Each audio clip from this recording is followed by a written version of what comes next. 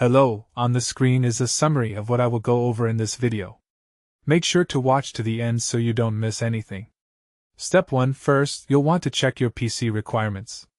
Make sure you have at least 150 GB of free storage space, a solid graphics card, and a processor that can handle modern gaming.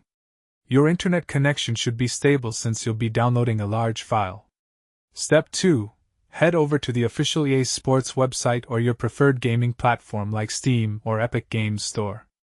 Search for the latest UFC game title for 2026 and locate the download button. Click on it to begin the process. Step 3. Create or log into your gaming account if you don't already have one. This is essential because you'll need it to verify your purchase and access the game later. Make sure your payment method is up to date before proceeding. Step 4. Select your preferred installation location on your computer. I recommend choosing your main drive if you have enough space, but you can use an external drive if needed.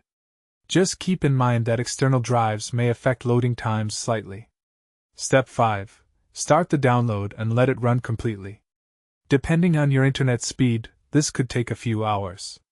Once finished, the installation will begin automatically, and you'll be ready to jump into the octagon and start playing.